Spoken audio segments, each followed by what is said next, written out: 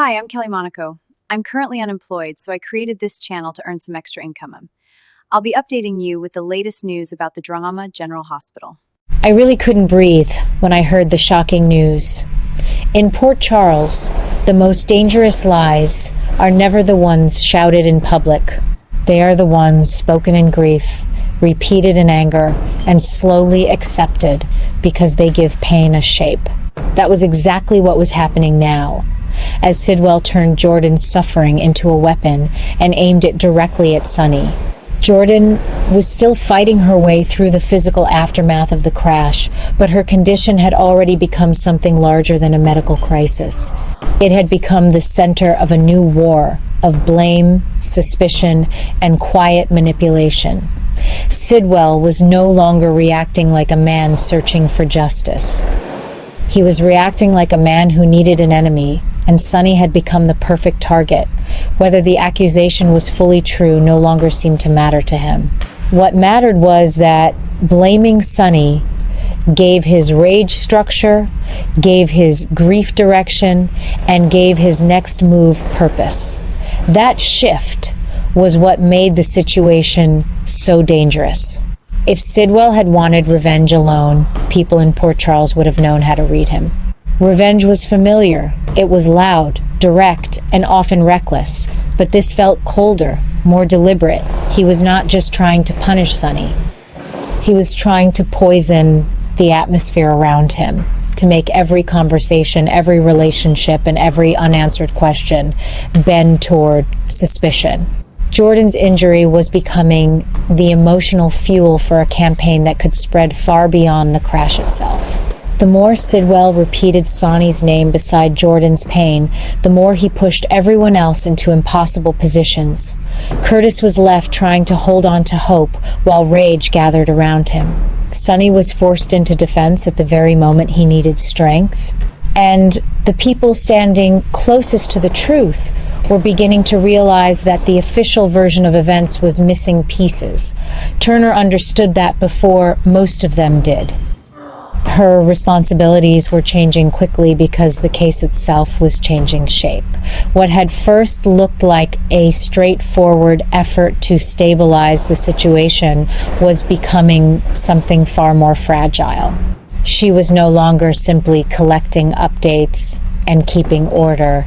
She was now standing in the middle of a storm built from half-truths, buried timelines, and motives that did not line up cleanly.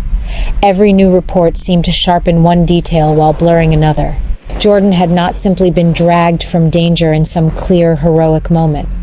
Curtis had help. That fact kept pressing against everything Turner reviewed. Someone else had been there.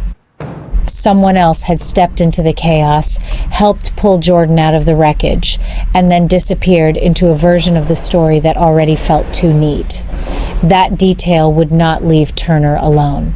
A hidden rescuer was not a small inconsistency. It was the kind of omission that changed the emotional balance of the entire case.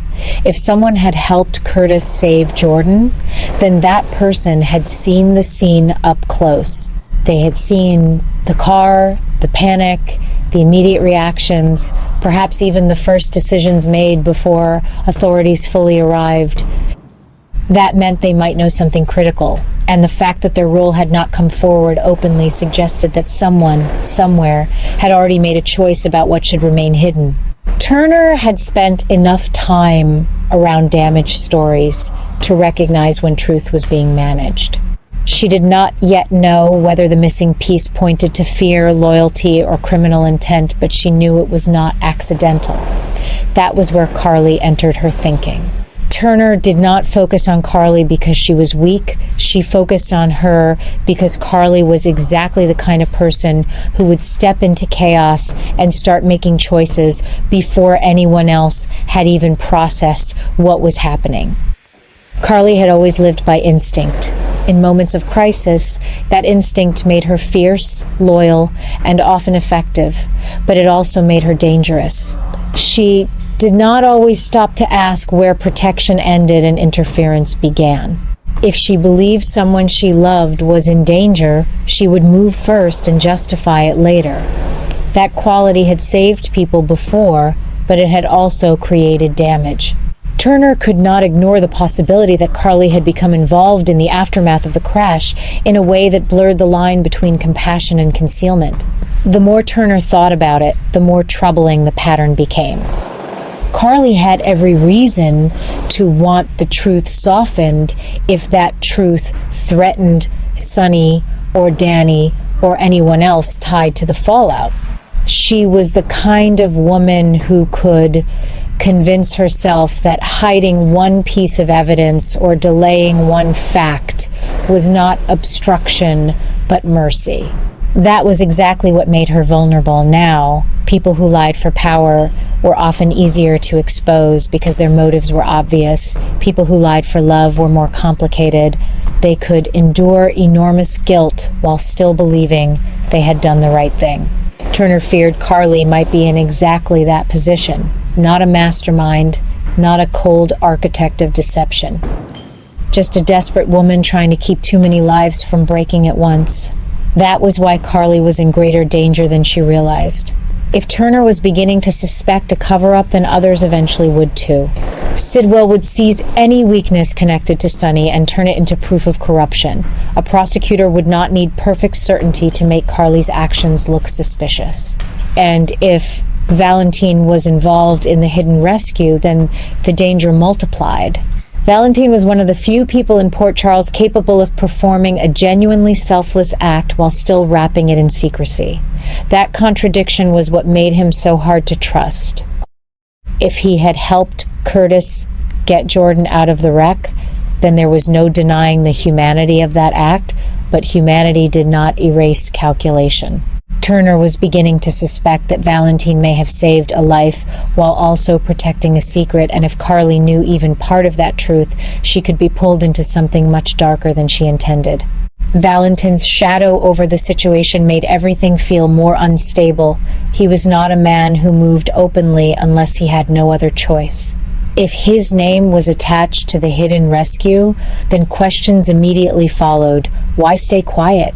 Why let another version of events stand? Why allow uncertainty to spread if he had genuinely acted to save Jordan? The possible answers were all dangerous. Either he was protecting himself, protecting someone else, or protecting a chain of events that would explode if fully revealed. None of those possibilities made Carly safer. In fact, each one made her more exposed. Because if she had chosen to keep silent about Valentine's role, then silence itself could start to look like conspiracy. Meanwhile, Curtis was living through the kind of torment that strips everything else away. Jordan's injury had turned every hour into a test of endurance. The helplessness was eating at him because there was nothing he could fight directly, nothing he could reason with, nothing he could fix by force of will. He had been there. He had touched the wreckage, the fear, the narrow edge between life and death. He knew better than anyone how close Jordan had come to vanishing from his world, but he also knew that he had not been alone in that moment. The memory of being helped, of another person stepping into the fire and then slipping back into silence, would not leave him. Gratitude and suspicion were now trapped together inside him. Whoever had helped save Jordan had also become part of a mystery that threatened to poison everything after it. That was the cruelest part of the entire situation. Jordan herself, the woman most harmed, had become the center of everyone else's motives. To Sidwell, she was proof that Sonny had to be brought down. To Turner, she was the living key to a story that was being manipulated. To Curtis, she was the person whose survival mattered more than any political or legal consequence. To Carly, she may have become the silent reason certain truths felt too dangerous to release. And to Valentine, if Turner's suspicions were right, Jordan was the life he had helped save while making choices that could still ruin others. Jordan's pain had become public territory, and that made the entire thing feel uglier. Even before she fully recovered, Other people were already deciding what her suffering would mean. Sonny, for his part, found himself in one of the worst positions possible for a man like him. He understood force. He understood retaliation. He understood how to act when threatened, but this was different. Sidwell was using accusation as pressure, and pressure of that kind could not be solved with one move. The more Sonny pushed back, the easier it would become for others to say he was acting like a guilty man trying to control the narrative. The more he stayed still, the more vulnerable he looked. Jordan's condition gave every allegation emotional weight, and that made it harder for Sonny to defend himself cleanly. He was not just dealing with an enemy. He was dealing with an atmosphere of blame that could spread through the city faster than facts. And Carly was the softest point in that atmosphere, not because she was weak, but because she cared too much and moved too fast. Turner could see it. Carly would throw herself in front of disaster for the people she loved, even if that meant carrying secrets she had no right to carry. She might tell herself she was preventing more harm. She might believe that one concealed detail, one delayed confession, one hidden name could buy time for people already on the edge. But time in Port Charles was never neutral. Time gave suspicion room to grow. Time let grief harden into vengeance. Time let people like Sidwell turn uncertainty into ammunition. That was why Turner's new mission mattered so much. She was no longer just maintaining calm. She was trying to stop the wrong story from becoming permanent. She needed to know who helped Curtis rescue Jordan, what Valentine had done, what Carly knew, and whether Sony's enemies were exploiting chaos faster than the truth could surface. Her suspicion of Carly was not personal. It was structural. Carly stood too close to too many broken lines in the story. If even one of them snapped, she could be dragged down with everyone else. The deeper reality now was that this was no longer just a crash investigation. It was a battle over who would control the meaning of that night. Sidwell wanted pain turned into an accusation. Sonny wanted damage contained before it spread. Carly wanted the people she loved protected, no matter how complicated that protection became. Valentine, perhaps, wanted to preserve a version of events that kept his own secrets intact. Turner alone was trying to hold the center before everything collapsed into competing lies. But in Port Charles, the truth rarely comes forward untouched. By the time it rises, it has already passed through fear, loyalty, shame, and self-preservation. That is what makes Carla's situation so frightening. She may not be guilty in the way Turner fears, but she is close enough to the hidden truth to be destroyed by it anyway. If Sidwell senses weakness, he will exploit it. If Turner confirms interference, she will act on it. If Valentine is protecting her, that protection may itself become evidence of deception. If Sonny tries to shield her, his enemies will call it proof that the whole circle is compromised. Carly may think she is holding the line for the people she loves, but she is really standing in the center of too many colliding motives, and no one survives that position cleanly for long. In the end, the greatest shock may not be who caused the danger or who hid what. It may be how quickly love, fear, and loyalty turned everyone into versions of themselves they never wanted to become. Jordan's suffering has already changed the balance of Port Charles. Curtis is being forced to live with gratitude and doubt at the same time. Sonny is being cornered by accusations that grow stronger the longer uncertainty remains.